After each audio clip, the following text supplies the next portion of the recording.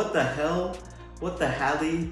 What the Haliburton? There's something different about these Pacers, man. Tyrese Haliburton does it again. Hi everyone, welcome back to another video of Spectator Sports. We cover sports from a spectator's point of view. I'm your host Sebastian Fonseca, and in this video we will be recapping Game 1 of the 2025 NBA Finals between the Indiana Pacers and the OKC Thunder. Before we get into the content, please do us a massive favor, drop a like on this video, subscribe to the channel if you haven't done so already.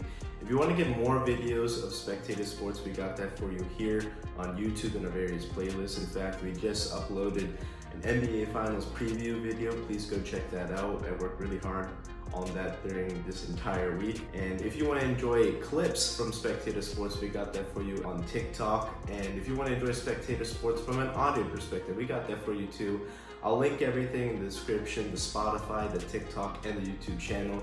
And let's get into the recap. We never seem to learn. The Indiana Pacers continue to prove that no lead is safe during this postseason. They have the utmost confidence inside them to channel this belief in one another to overcome any deficit. We've seen them through this entire postseason run, and now the OKC Thunder are now the latest victim to suffer another late game collapse against the Indiana Pacers. The Thunder led for 47 minutes and 59 seconds. While some may think that's a wire-to-wire win, Tyrese Haliburton once again had something to say about it. The Thunder were in firm control all game long. Defense was forcing turnovers, the Pacers really didn't do much offensively, and SGA had 28 points through 3 quarters. In the first half, the Thunder forced a NBA record 19 Pacer turnovers, but only turned that into 9 points. Normally that would turn into a 20-point lead for the Thunder, but instead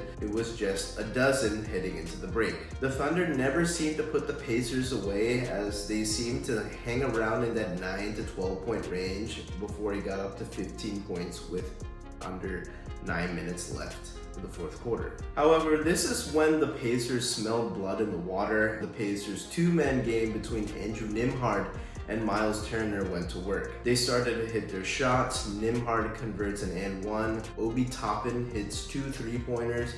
And then you see Miles Turner also make 2 3-pointers, including one that was off the glass from the wing to cut the lead down to 6. Nesmith and Nembhard each hit threes, including a Nembhard step back in the face of his fellow Canadian SGA, as once again the Pacers were exchanging threes for twos. I still thought SGA hitting a shot to push it back up to 5 might have been the dagger, but once again the Pacers would not go away.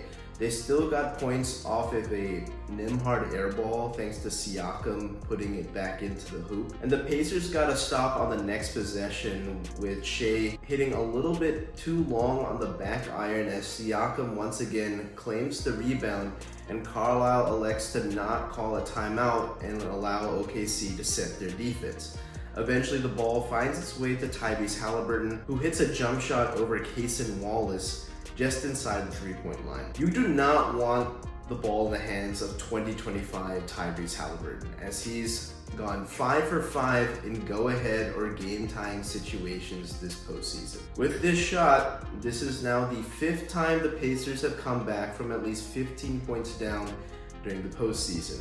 The formula to beat the Pacers is to step on their neck and blow them out. I've never seen anything like this since watching basketball since I was a kid.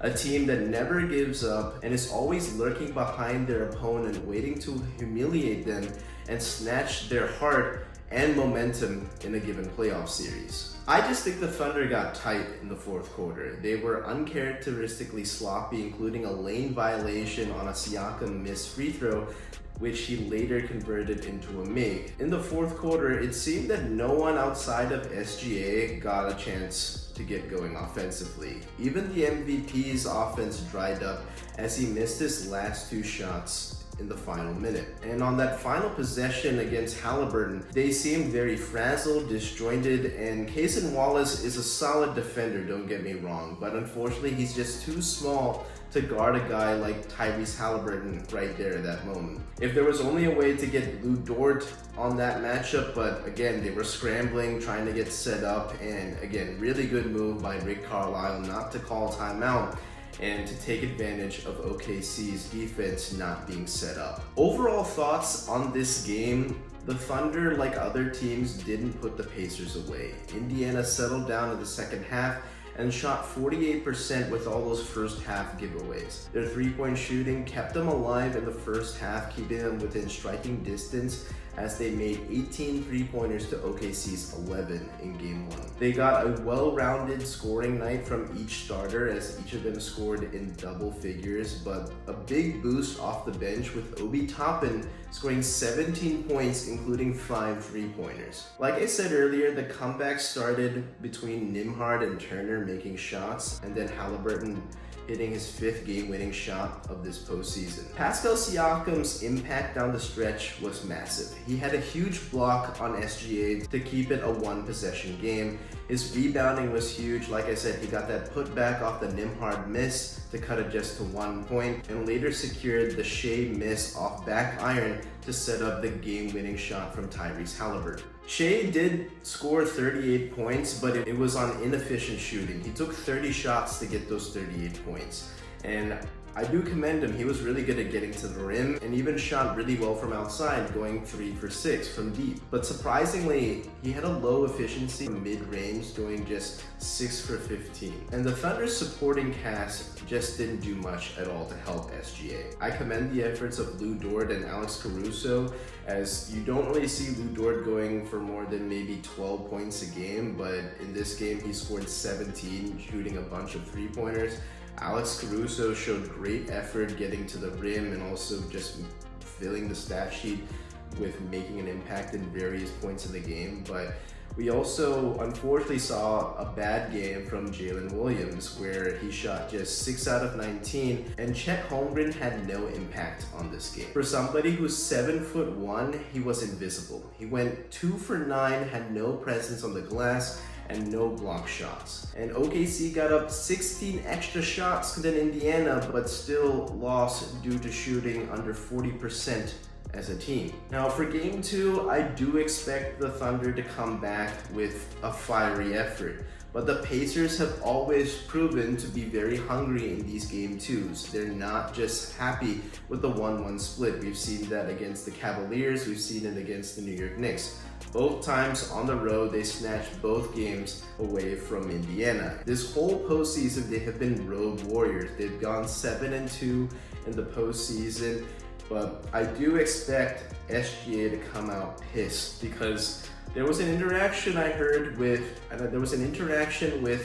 his fellow Canadian, Andrew Nembhard, and the two got into a little bit of pushing and shoving, and definitely seemed to get in SGA's head, because in that matchup where Nembhard was guarding him in the 4th quarter, SGA came up a little bit small in those final frames. But expect Mark Dagnall to make adjustments, because he needs to get Chet Holmgren going. He was really good at attacking Miles Turner early, but he seemed to fade into the background as he wasn't even on the court in the final seconds of the game. And definitely need a big game from Jalen Williams, because this kind of performance makes me uneasy, because he's had a good run in the Western Conference Finals and in Game 7 of Round 2 against the Nuggets, but this is kind of what we saw in the games leading up from the last 5 or 6 games. So it's not just those two players. The Thunder need to play better as a team. Shea needs to be better from the mid-range, but definitely expect them to come out with all guns blazing in Game 2. I mean, I'm not expecting a rout,